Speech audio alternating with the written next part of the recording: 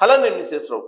America అధ్యక్షుడు Trump తీసుకుంటున్నటువంటి నిర్ణయాలు ఇప్పుడు మన ఎన్ఆర్ఐల మీద తీవ్రమైన ప్రభావాన్ని చూపిస్తూ ఉన్నాయి. అక్కడి నుంచి వస్తున్నటువంటి ఇన్ఫర్మేషన్ ప్రకారం మన ఎన్ఆర్ఐలు ప్రత్యేకించి H1B వీసాలు కలిగినటువంటి వాళ్ళు కొంతమంది ఇళ్లని తెగ నమ్మడానికి సిద్ధమయ్యారని చెప్పి తెలుస్తూ ఉంది. కారణం ఏంటంటే అక్కడ రియల్ ఎస్టేట్ డిజాస్టర్లోకి వెళ్ళిపోయింది, రియల్ ఎస్టేట్ దారుణంగా పడిపోయింది అమెరికాలో అని చెప్పి చెప్తున్నారు. దానికి కారణం ఏంటంటే అక్కడ ఐటీ జాబ్స్ కూలిపోతూ ఉన్నారు.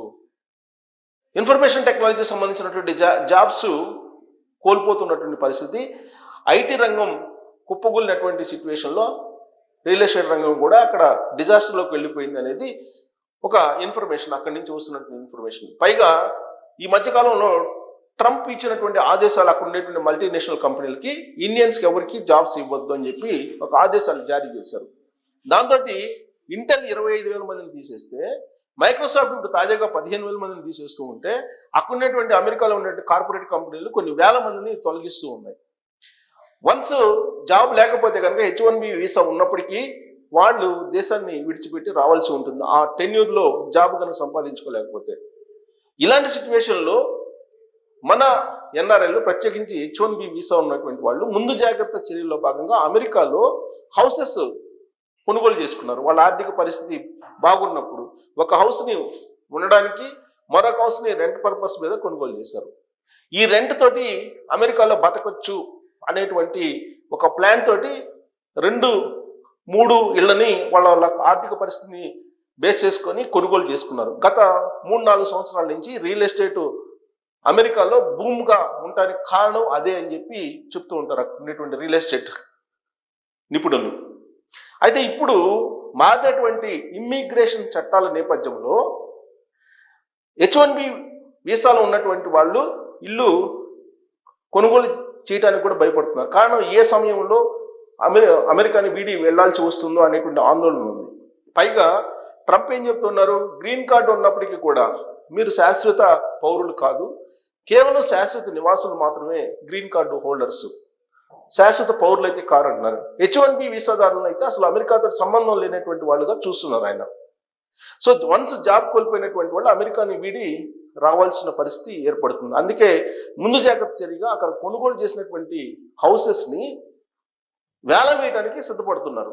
అందుకే మీరు కనుక అమెరికన్ సైట్స్ కనుక చూస్తే, రియల్ ఎస్టేట్ సైట్స్ని కనుక చూస్తే కొన్ని వేల ఇళ్ళని సేల్కి పెట్టినటువంటి ఉంటాయి, సేల్ బోర్డులు కనిపిస్తూ ఉన్నాయి అక్కడ. అదే అక్కడి నుంచి వస్తున్నటువంటి ఇన్ఫర్మేషన్. కేవలం ట్రంప్ తీసుకున్నటువంటి నిర్ణయాలు అక్కడ మన ఎన్ఆర్ఐలని ఆర్థిక సంక్షోభానికి, ఆర్థిక పతనానికి తీసుకువెళ్తున్నాయి. ట్రంప్ ఇండియన్స్ మీద కాన్సన్ట్రేషన్ చేశారు. ఒకవైపు ఏమో ప్రధానమంత్రి నరేంద్ర మోడీ గారితో ప్రేమగా అభిమానంగా ఉంటూ ఉన్నారు, మరోవైపేమో ఇండియాని శత్రువుగా భావిస్తూ ఉన్నారు. అందుకే ఆయన అమెరికా అధ్యక్షుడు అయిన తొలి రోజుల్లోనే నరేంద్ర మోడీ గారు కట్టసిగా వెళ్ళి కలవడానికి ప్రయత్నం చేసినప్పుడు ఆయన మంచి బేరగాడు, ప్రధానమంత్రి కాదు అనేటువంటి వ్యాఖ్యలు కూడా చేశారు. దానికి అదనంగా ఇండియాకి చాలా సంపద ఉంది, దానికి సహాయం చేయాల్సిన అవసరం లేదు అనేటువంటి కామెంట్ కూడా ఆయన చేశారు.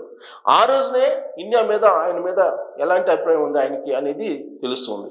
ఇప్పుడు తాజాగా ఆగస్టు 1వ తారీఖున ట్యాక్సెస్కి సంబంధించినటువంటి నెగోషియేషన్స్ ఫైనల్ కాబోతున్నాయి. రష్యా నుంచి ఆయిల్ కొనుగోలు చేస్తే కనుక 25% ట్యాక్స్ మీరు కట్టాల్సిందే దిగుమతుల మీద అని చెప్పి ఆయన ఇప్పుడు పట్టుబడుతూ ఉన్నారు. ప్రస్తుతం నెగోషియేషన్స్ జరుగుతున్నాయి. ఇండియాకు సంబంధించినటువంటి టీం అమెరికాలో ఉండేటువంటి వాటితోటి వాణిజ్యపరమైనటువంటి సంబంధాల విషయంలో నెగోషియేషన్స్ జరుగుతున్నాయి. ఇప్పటి వరకు ఒక క్లారిటీ రావట్లేదు. అమెరికా శత్రువుగా భావిస్తున్నటువంటి దేశాలతోటి, లేదంటే అమెరికా ఆంక్షలు విధించినటువంటి దేశాలతోటి వాణిజ్యపరమైనటువంటి సంబంధాలు పెట్టుకోకూడదు అనేది వాళ్ళ ఆంక్ష, డిమాండ్, బెదిరింపు కూడా. చైనా, బ్రెజిల్, ఇండియా ఈ మూడింటి మీద ఇప్పుడు అమెరికా కాన్సన్ట్రేషన్ చేసింది. ఈ 3 దేశాలు రష్యా నుంచి ఆయిల్ కొనుగోలు చేస్తున్నాయి. కాబట్టి వాళ్ళని కట్టడి చేయాలంటే కనుక వాణిజ్యపరమైనటువంటి ట్యాక్సులు పెంచాలి అనేటువంటి యాంగిల్లో ఇక్కడ ఇండియా తలగొట్టలేదు. దీంతో ఆగస్టు 1వ తారీఖున ఏం జరుగుతుంది అనేది అందరూ వెయిట్ చేస్తున్నారు. దీని ప్రభావం కూడా అమెరికాలో ఉండేటువంటి ఎన్ఆర్ఐల మీద పడబోతుంది. ఒకవేళ భారత ప్రధానమంత్రి నరేంద్ర మోడీ గారు లేదంటే భారత విదేశాంగ శాఖ మంత్రి జయశంకర్ గారు ట్రంప్ విధించినటువంటి నిబంధనలకు ఒప్పుకోకపోతే ఖచ్చితంగా అక్కడ ఉన్నటువంటి మన ఎన్ఆర్ఐలని టార్గెట్ చేయడానికి మరిన్ని అవకాశాలు ఉన్నాయి. ఇప్పటికే ఇండియన్స్కి జాబ్స్ ఇవ్వద్దని చెప్పినటువంటి ట్రంప్ రాబోయేటువంటి రోజుల్లో ఇండియన్స్ని తిరిగి ఇండియాకి పంపించడానికి కూడా సిద్ధపడేటువంటి అవకాశం ఉంది. H1B వీసా ఉన్నటువంటి వాళ్ళని ప్రత్యేకించి. అలాంటి సమయంలో 2-3 హౌసెస్ కొనుగోలు చేసి ఆర్థిక స్థిరత్వం కోసం ప్రయత్నం చేసినటువంటి మన ఎన్ఆర్ఐలు అక్కడ రోడ్డును పడేటువంటి అవకాశం ఉంది. వన్స్ వీసా రద్దు అయిపోతే ఇమీడియట్గా స్వదేశానికి రావాలి. వన్స్ స్వదేశానికి వస్తే అక్కడ ఉండేటువంటి ఆస్తుల్ని కాపాడేటువంటి వాళ్ళు కూడా ఉండరు. అందుకే తెగ నమ్మడానికి కూడా అమెరికాలో మన వాళ్ళు సిద్ధపడుతున్నారు. ఆ కారణంగానే ఇప్పుడు అక్కడ రియల్ ఎస్టేట్ సంక్షోభంలోకి వెళ్ళిపోయింది. ఇప్పుడు ఆ సంక్షోభం నుంచి బయటపడే పరిస్థితి కూడా ఉండదు. 1. 2, ఒకవేళ ఇన్ కేస్ అమ్ముకోలేకపోతే అక్కడ బ్యాంకులు ఒప్పుకో. యాక్చువల్గా అక్కడ హౌసెస్ కొనుగోలు చేయాలన్నా లేదంటే ఏదైనా ప్రాపర్టీ కొనుగోలు చేయాలన్నా ఖచ్చితంగా లోన్స్ పెట్టుకుంటారు. ఇక్కడ ఏ విధంగా అయితే లోన్స్ పెట్టుకుని ఐటీ ఎంప్లాయీస్ కొనుగోలు చేస్తున్నారో అదే తరహాలో అక్కడ లోన్స్ పెట్టుకొని కొనుగోలు చేస్తారు. అక్కడ 0% ఇంట్రెస్ట్ తోటి ఇస్తారు, సిబిల్ రేటు బాగుంటే కనుక. అందుకే అందరూ లోన్లు పెట్టి కొనుక్కుంటారు. మరి ఇప్పుడు ఈ లోన్లు రీపేమెంట్ చేయాలి. రీపేమెంట్ చేయకపోతే అమెరికా చట్టాల ప్రకారం జైల్లో ఉండాల్సి వస్తుంది. అలాంటి పరిస్థితి రాకుండా ముందుగానే హౌసెస్ని అమ్మేసి ఆ బ్యాంకుకు సంబంధించినటువంటి రుణాలని తీర్చేసేటువంటి ప్రయత్నం చేస్తున్నారు. ఈ ప్రయత్నంలో రియల్ ఎస్టేట్ అక్కడ బాగా తగ్గిపోయింది. కొనుగోలు చేసేటువంటి వాళ్ళు లేరు, అమ్మేటువంటి వాళ్ళు ఎక్కువ ఉన్నారు. మరి డిమాండ్ లేనప్పుడు ధరలు తగ్గిపోవడం అనేది కామన్. అలాంటి సిచ్యువేషన్ ఇప్పుడు అక్కడ కనిపిస్తూ ఉంది. వీలున్నంత వరకు 1-2 నెలల్లో అనేక మంది ఎన్ఆర్ఐలు తిరిగి స్వదేశానికి రావాల్సిన పరిస్థితి ఏర్పడుతుంది అనేటువంటి ఒక ఒపీనియన్ వినిపిస్తోంది. కారణం ట్రంప్ తీసుకుంటున్న నిర్ణయాలు, ప్రత్యేకించి H1B వీసాలు, ఇక స్టూడెంట్స్ వీసాలు. స్టూడెంట్స్ అక్కడ ఉండేటువంటి పరిస్థితి లేదు, అక్కడ ఓపీటీ మీద పనిచేసుకునేటువంటి పరిస్థితి లేదు. బహుశా 2-3 నెలల్లో పెద్ద సంఖ్యలో తిరిగి స్వదేశానికి మన ఎన్ఆర్ఐలు లేదంటే చదువుకోవడానికి వెళ్ళినటువంటి స్టూడెంట్స్ వెనక్కి వచ్చేటువంటి పరిస్థితులు కనిపిస్తూ ఉన్నాయి.